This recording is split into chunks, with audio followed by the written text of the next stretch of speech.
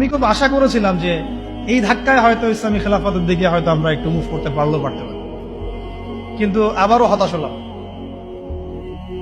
চরমভাবে হতাশ হলাম।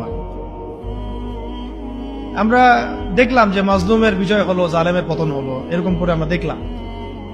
ইতিহাসে হয়েছে, ফেরাউন ধ্বংস হয়েছে, নমরুদ ধ্বংস হয়েছে, কিন্তু আমরা যেন ওই ওই ফেরাউনের কবল থেকে নিষ্কৃতি প্রাপ্ত ওই উদ্ধত বনু ইসরায়েলের মতো হয়ে না যায়। আবার বুঝতে পারছেন কথা?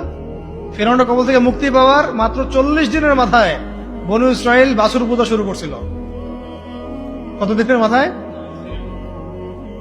আর আমরা তো 40 দিন লাগে নাই, 7 দিনের মাথায় আমরা মাশাআল্লাহ ট্রান্সজেন্ডার, সুদ, পশ্চিমাদের দাস, এমন কিছু মানুষকে আমরা আমাদের মাথার উপরে নিয়ে চলে আসলাম। আল্লাহ আমাদেরকে বোঝার তৌফিক দান। এখন আমরা আশা করছিলাম যে এই মুভমেন্ট গুলোর মধ্য দিয়ে হয়তোবা, যেহেতু এখানে ওলামা ইকরামরা সম্পৃক্ত ছিলেন, বড় বড় সংগঠনগুলো সক্রিয় অংশগ্রহণ করেছেন, কেউ বলেছেন, কেউ লিখেছেন ইত্যাদি, এবং ছাত্র জনতা সবাই আমভাবে ছিলেন, হয়তোবা তাদেরকে বোঝানো যাবে যে ইসলামিক বিষয়গুলো বাস্তবায়ন করা এটাই মুখ্য সময়। কিন্তু আমরা আবারও হতাশ হলাম।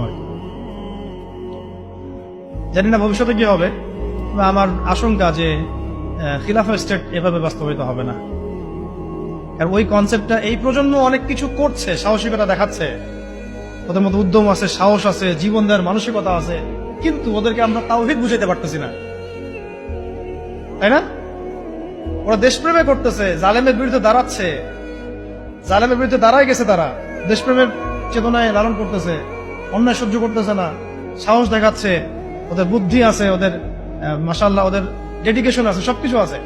তাওহীদ বুঝাতে পারছি না আমরা যে এই কাজগুলো করতে হবে আল্লাহর জমিনে, আল্লাহর হুকুম কায়েমের জন্য, আল্লাহর জমিনে গণতন্ত্র কায়েম করার জন্য না, আল্লাহর জমিনে এই তথাকথিত জাতীয়তাবাদ আর ধর্মনিরপেক্ষতা কায়েম করার জন্য না।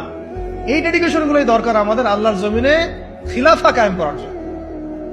এই মেসেজটা আমরা ইয়াং জেনারেশনকে দিতে চাই বা দেওয়া উচিত। এইটার জন্য আমাদের সবার কথা বলা উচিত, কারণ আমার বিশ্বাস এদেরকে তারা হবে ইনশাআল্লাহ।